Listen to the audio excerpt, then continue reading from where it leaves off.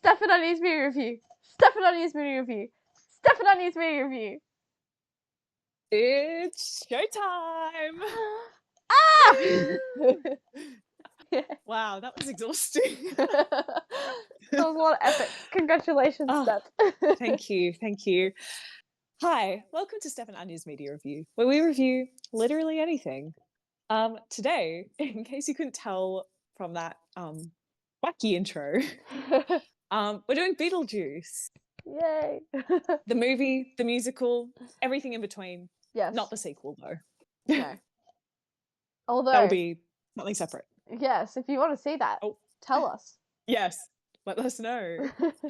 For those who, by the way, just to get ahead of it, for those who were only who are podcast only, listening only, I was just hidden under my desk and appeared on camera. I need that to be clear if I sound a little out of breath. That's anyway. So fair. That's so fair. But yes, Beetlejuice was released in the 80s.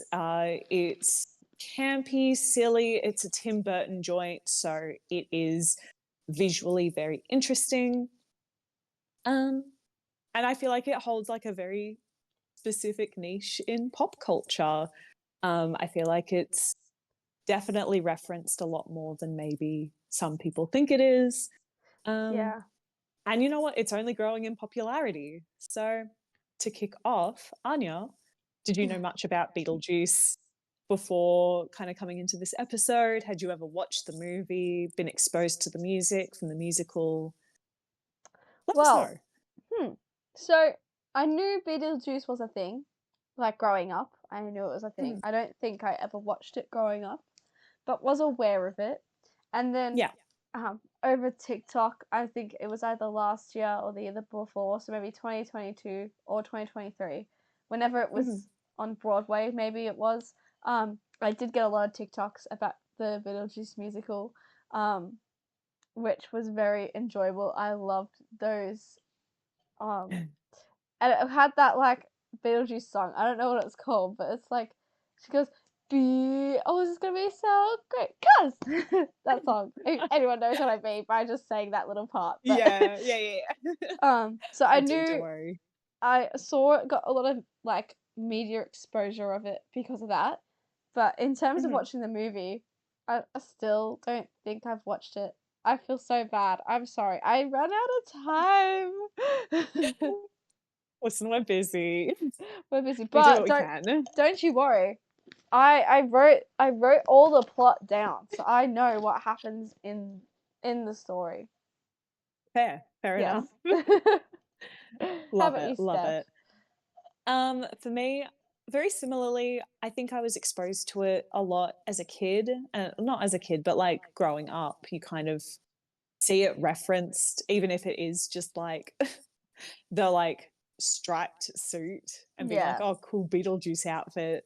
I think I watched the movie as like a teenager at some point. I know I've watched the movie before. But I guess also being very, as we've kind of discussed before, very involved in the theatre space and kind of keeping track on what's happening there, was very aware of the musical. Probably, I would say a bit more attached to the musical than the movie, which I find quite interesting. And then obviously because they've just released the second one in cinemas, it's brought a lot of attention to the movie, to the musical, to the cartoon. Like they made a lot of media off the back of the movie. So yeah, I feel like just been always very aware of it. But it's a lot of fun. I'll say it. It's a fun watch. Yeah. I would say yes, but I haven't watched it. You've heard some of the music from it, so I have. You enjoyed that. I did. But yes, so I guess before we jump into the marketing, the media mix, the behind the scenes, we'll do a quick little plot summary for those who maybe don't really know about Beetlejuice, because it's, even though I've kind of just said like, oh, it is kind of a part of pop culture, I don't think the plot of it is very often discussed. And it's not really something you can like guess based off the name, to be honest. It's true. I actually learnt a lot Oh. reading about Beetlejuice. That's all I'm gonna say on that because it will come up what I mean. Love it. I'll do like a very quick summary. I obviously won't go scene by scene, but basically it is about a deceased couple called the Maitlands. And the thing that they want the most is to raise a child. Unfortunately, due to a really fatal accident, as I said, they are deceased, but are stuck because they have unfinished business. So they're stuck in the land of the living, they're ghosts. This brings them to the Dietzes, who have moved into the former home of Adam and Barbara. And with the two of them, plus the daughter who has recently lost her own mum, Lydia, played by Winona Ryder, they encounter this devious bioexorcist named Beetlejuice, like the star, like the planet, not the planet, the solar system type name. You know what I mean? Yes. Although it is pronounced and discussed as Beetlejuice, if that makes sense. There's a difference. Yes. And he's summoned by saying his name 3 times, and they just have a bit of a wacky adventure, essentially, to put it lightly. In the fact that Beetlejuice tries to marry Lydia, which I'm like, ooh, don't love. But it all works out in the end. They quote unquote defeat Beetlejuice, and the Dietzes and the Maitlands share their house moving forward. And it's like actually a very interesting story on grief, because obviously you have the Maitlands kind of grieving the life they could have had, and then you have Lydia, who is really grieving the loss of her own mother and dealing with her father kind of essentially replacing her instantly with her stepmother. But it all works out. Even though, Lydia's mother is gone, there is still a lot left to enjoy in life. Oh, good message at least. Think on that. It's a nice ending. Yes. Any key call outs from the adventure as a whole that you were interested in, Anja? I just no. But I just, from like what I could tell, Beetlejuice was hired from the Maitlands to like get rid of the Dietzes. Yes, they were not thrilled that that the Dietzes inhabited the house. Yeah, but then like they tried to they wanted to get rid of Beetlejuice because they changed their minds about hiring him, but it was too late. He was already causing havoc, and I'm like, yes, that sounds fun. Yeah. It is fun. And I think it's like that's one of my favorite parts of the movie and the musical is just like the bond that they share with Lydia. Those two share with Lydia.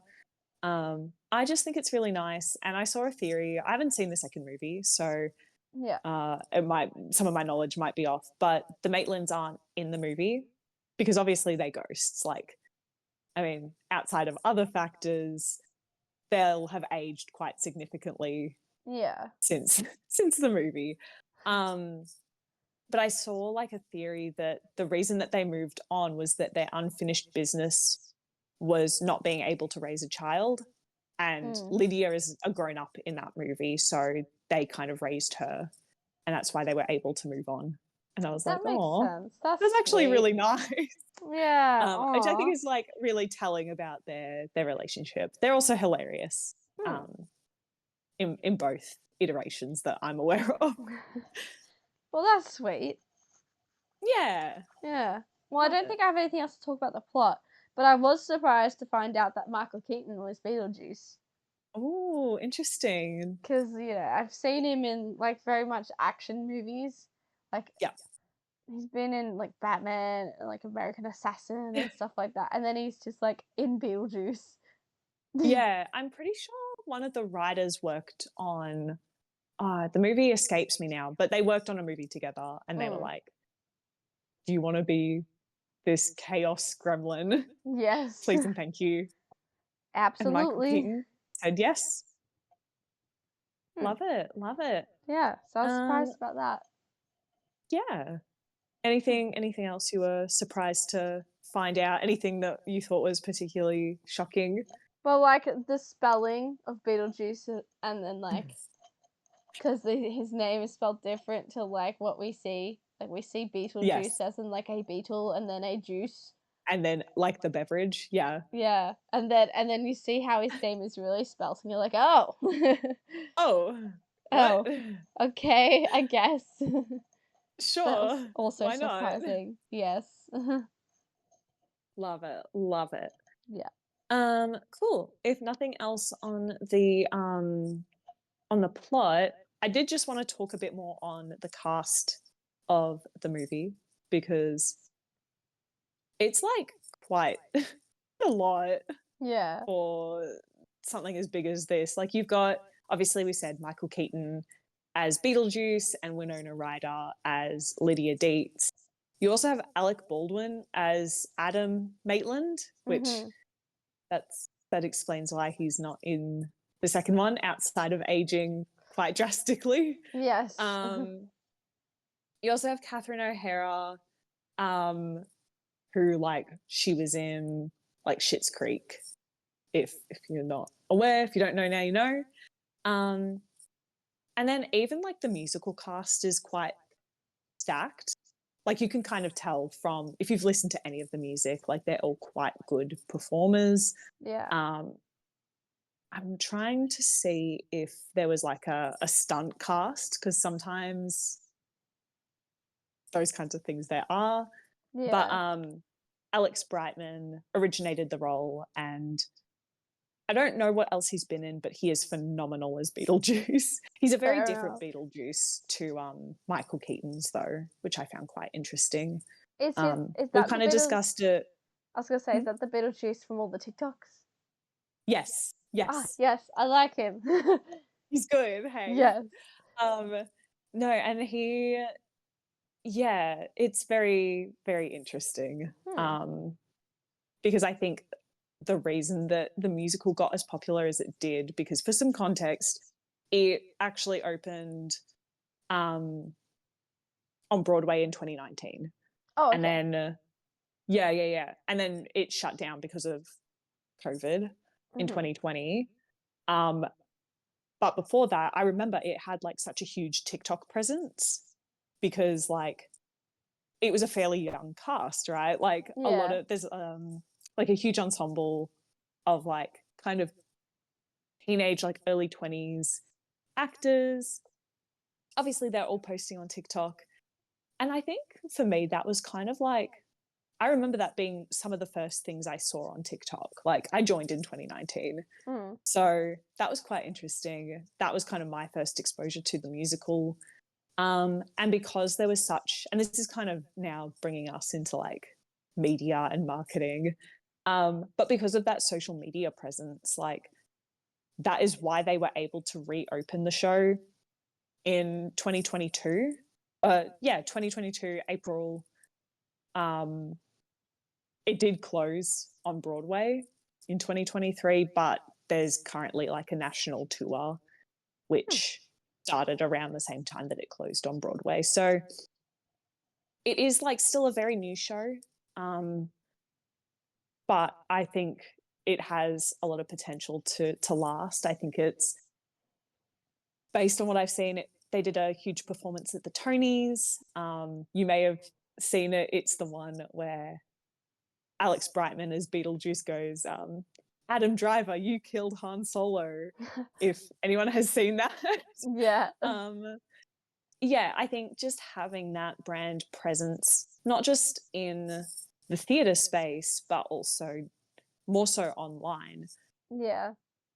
I think that made such a difference for it being able to continue past like COVID and lockdowns, shutdowns, what have you. So yeah, I found that to be quite interesting. Yeah, a lot of my exposure to Beetlejuice has been through social media as well, on TikTok. I've seen all the videos just of like the performances of like 2019 versus 2022, like stuff like that. So that was my exposure for sure. So I think it's really cool that it translates across to you as well. Yes, 100%, 100%. And I do think like it's also a very what's the word I'm looking for? It's a good show. Like it's won awards. It's won 8 or it's been nominated for 8 Tony Awards.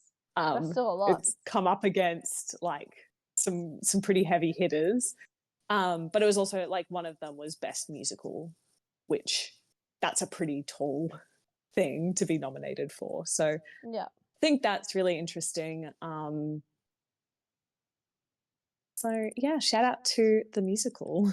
Yeah. No, I had some fun facts actually. Yeah, would Not love about the it. musical, but about the movie. But because the musical's based off the movie, right? Yes. So imagine, set the scene.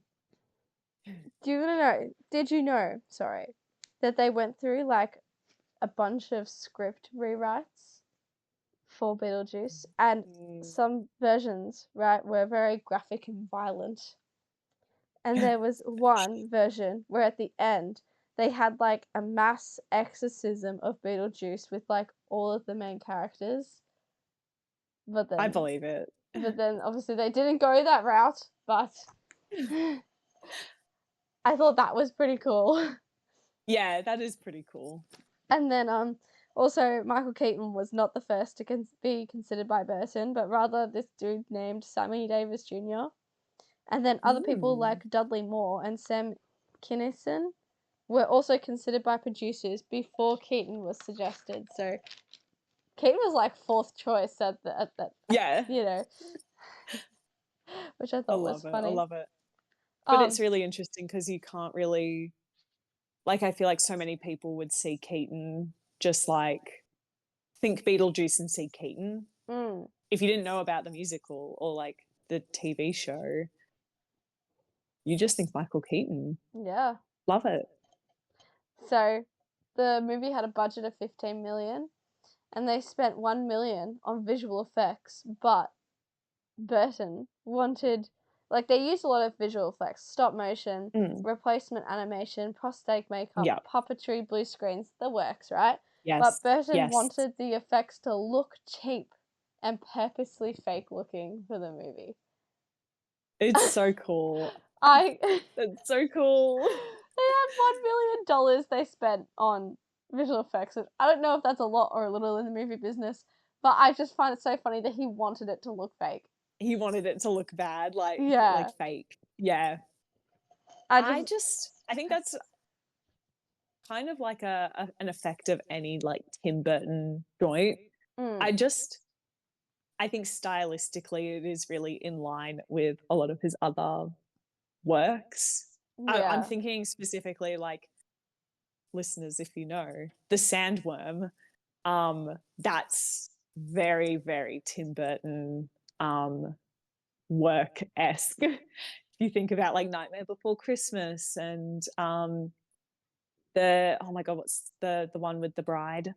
Corpse Bride. Corpse Bride, yeah. Yeah, the aesthetic for those, even though it's all very like, those are more so animated, and this is very much like live action with a hint of animation. I find it interesting how the style translates super, super well. Yeah. I had a little bit on the reception of the movie initially. It opened theatrically in the US and on March 30, 1988, and it earned $8,030,897 just on the opening weekend. which that's a Damn. lot. Damn. And it was Easter weekend as well. So, like, people would have been busy, and they're like, "Nope, let's go to the movies." Let's see Beetlejuice. So then it eventually grossed over 75.1 million worldwide, which, my gosh, Yeah. it was the 10th Like, highest grossing film in 1988. that's crazy. Like, if you just think about the budget being $15 million, like, that is more than made up Yeah, with how definitely. much it grossed. Like, yeah, it It definitely. basically grossed it in the first weekend, Yeah, if you think nearly. about it. Like, Yeah, close to. over half for Yeah. sure. Which that's insane. That's Love it. yeah. Now I've got a bit more of a segue to marketing because I think we should talk about the Yeah. animated TV series. Yes. I didn't Yeah. really write down much or any information about it, well, except for the fact there was one. Yeah. But if you have anything, Steph, to talk about it, if I not, don't really. that's I okay. didn't see a lot on it, Me to be either. honest with you. I didn't grow up watching it, that's for sure. I also read that they made video games as well, so they're out there floating around. Yes. Yeah. Then we have the stage musical, of course. Oh, another Yes. fun fact I missed. Sorry. The studio, Warner Bros., wanted to name the movie House Ghosts. Oh my God. Beetlejuice is just like, it's so out there. Yeah. It's so like catchy and punchy. House Ghost? That's boring. Yeah. And That's then not specific. I was gonna say, I think Burton also suggested some other actual ridiculous name for the movie because they wanted to use House Ghost, and then they actually considered like the name, and he was like, "No, please don't. It's so bad." Oh no. And then obviously as well, there's a sequel that's just come out. Yes. That has, Yeah. interestingly, Jenna Ortega in it, which I think is funny because she was in Wednesday, but I just had to say that. Yeah. Yeah. I think that, at least for a modern audience, I think that has been like the marketing that they do for that sequel is also marketing the original. Yeah, because definitely. it's been 30 years more than 30 years since that first one released. So if you think about it, and I'm sure that we could do like a breakdown of specific marketing, again, let us know if that's something you'd want to see. Yes. Yeah, it's like, even looking at like my TikTok For You page, like you do see the original Beetlejuice up there with videos about the sequel and see some fan edits and whatnot. So it's actually interesting. Again, yeah.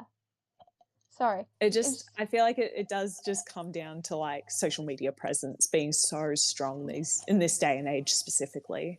100%. I was also going to say, it's interesting you say that because there actually has been re-releases of the original movie in cinemas in tandem with coming out of the new movie.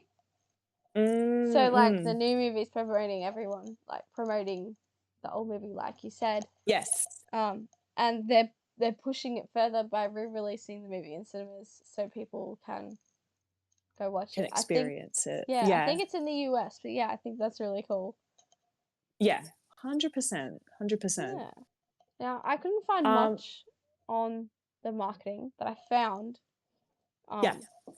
like they were doing like the home video for Rent for the movie, and there was Beetlejuice on one of like the cover, like daring people to take the movie home or telling them they have to take them home. Aww.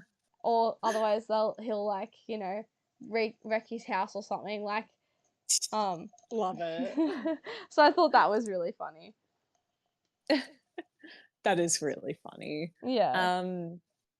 Yeah, I personally couldn't find much on the marketing for the movie specifically, really.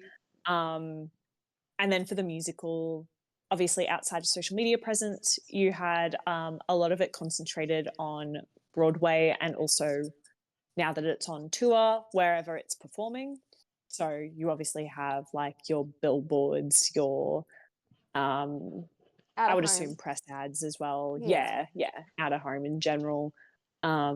which I think is really cool. I think the aesthetic of it would apply super well to a lot of visual media. So I think that's something that really works in its favor as well. And then I think word of mouth is, as we kind of mentioned before, is been super helpful for the musical. Yeah. Because, yeah, if you think about it, the fact that it closed and then reopened because there was demand for it suggests that, you know, people are keen to see it. People liked the recording that they heard and would be willing to pay money to watch it live. So it is coming to Melbourne at some point. I signed up for the waiting list or whatever. Oh yeah. Whenever it comes out. So kept getting those ads on Instagram. So I was like, oh, I should probably do that. I want musical theatre ads on my Instagram, but all I get is sport related stuff. Oh, it's that. And then there's Hadestown, which is also coming to Melbourne. And then it's just cars. Like, it's a real discrepancy. I love it. I love it. They're so you, Steph. Love it. That's just me. I do have a couple of other fun facts just to kind of round us out a bit. So Beetlejuice was Tim Burton's second film, which is really interesting because we have mentioned some of his other works as well. But I believe he worked on Pee-wee's Big Adventure, which is actually a Disney property as well. And that is, where he met Michael Keaton. And the screenwriter for Beetlejuice was actually a horror novelist before he broke into the film industry, which you can kind of tell if you've watched the movie. It does have a lot of like horror elements to it, though definitely not a horror movie. The film actually won an Oscar, 1989 Oscar for Best Makeup, which, again, tracks. That makes sense to me. Yeah. Beetlejuice himself only appears in about 17 and a half minutes of the movie. Wow. And yeah, what a presence, hey? Yeah. And the musical was actually in the works for about 8 years before it opened. So since about 2011, if you think about that. So yeah, long time coming. But I think ultimately the timing has worked quite well for the musical. So yeah, it couldn't have come out at a better time, to be honest. Exactly. Like, I know it got ruined by COVID, but that resurgence of people's interest and everything along with it, just that's what has boosted it. Because it's rich people like 100%. me who aren't like, who do like musicals, but don't see that many of them. So if it reaches me, I'd say it's doing pretty well. Exactly. And I think it's also like, it's a fun musical. I think some might be too serious for general audiences, or you risk alienating general audiences if you try and appeal to a fan base that is too into theatre almost. I think Beetlejuice, the musical, finds a really good balance of appealing to both demos of that really broad general audience, as well as those who are a bit more into like the musical theatre aspect of it, because it is phenomenal. The music, the sets, the costuming, from what I've seen, it's really great. And it's also like, again, keeps with the aesthetic of the original movie. Yeah. So those are my final thoughts on Beetlejuice. I realize I've just summarized. Do you have any final thoughts before we head into our last and favorite segment? Yeah. Well, I did find it interesting, all of the fun facts I found reading up about the movie, reading about the storyline. Did make me want to watch it. I just wish I had more time this week to do so. Yeah. But yeah, no, it definitely gets me excited for spooky season. It's very much that kind of movie. Love it. But yeah, I don't really have any more thoughts besides that. Perfect. Now, Anja. Yes. Are we ready? Yes. for our last and favourite segment. Absolutely. Fan fiction! Fanfiction! It's been a little bit. It's been a little bit since we've done a fanfic. Yeah. And I have brought one to the table today.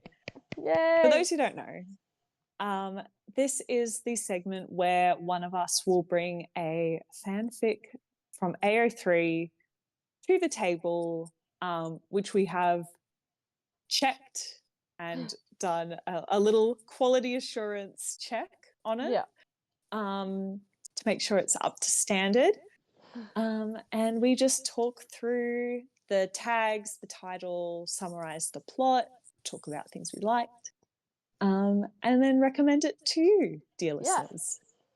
So, without further ado, I bring to you a fic called "'Cause We All Want a Party When the Funeral Ends." This is by Beetlejuice, B-I No, Beetle. hyphen Beetlejuice. Weird name. Sure. The summary is as follows. Beetlejuice doesn't miss Lydia or Charles and Delia or the Maitlands. Brackets. Except for the part where he really, really does. Aww. I saw this fic and I was like, because I was browsing, and context is AO3 does the thing where if there's multiple media types of the same property, it will combine it all into one. Yeah. You can filter by specific property if you so wish. But I was like, oh, let me just see what's in the all media types Beetlejuice tag. And I was scrolling for a little bit and I saw this and I thought, this will do quite nicely. I was going to say. I love a summary that has those brackets. Yeah. Just in general. When you find a summary that has brackets like that or an or, you know it's going to be good. That's a good summary. Exactly. That's what you look for. Exactly. The tags are, the relationship is Beetlejuice and Lydia Dietz. They're just buddies. No romance here. There were, as a side note, there were a lot of Beetlejuice x Lydia fics. Yeah. Pre Beetlejuice 2 as well. That makes can me almost uncomfy. understand it when she's an adult, but like when she's a child, I'm just like, guys, what are we doing here? Yeah. That little girl is a child. Yeah, it's a bit grotty. I digress. The characters involved are Beetlejuice, Barbara Maitland, Adam Maitland, Lydia Dietz, Charles Dietz, and Delia Dietz. Basically, this is 2 months. This is in the musical verse, by the way. So picture that that actor, Alex Brightman. Yes. It's been 2 months since the musical. Basically, Beetlejuice is back after basically getting betrayed by Lydia. And you know what? I think this is a very well written fic because Beetlejuice is strongly in denial about the fact that he misses his little buddies. And he's kind of moping and like being really sad. And trigger warning for attempted sexual assault. Lydia calls him, summons him, and he basically threatens to murder the guys who are harassing Lydia, to put it nicely. And then he runs away because he's like, I can't face it right now. Can't face Lydia right now after taking her home. And then she keeps summoning him because she wants to talk, essentially. And they have a little heart-to-heart where they're both crying and they're like, you know, he doesn't apologize, but it's the closest that he gets. He's sorry for betraying her, for being himself, I suppose. And it's just like a very, very cute little fic. I love a fic where like there's a bit of reconciliation. Yes. But things aren't perfect. I just think it's nice. And I think that I mean, I personally think that the relationship between Beetlejuice and Lydia in the movie differs quite greatly from the one in the musical. Lydia is very much like a kid in the musical. I mean, she is in the movie as well, but it's much more apparent, I think. So I just think it's nice. I think they got the Beetlejuice character spot on, which I love. Love that. He's very, it's very silly. Very himself. I did like the line where Adam and Barb cook dinner a lot because they're bored and they've worked out how to possess inanimate objects like the oven.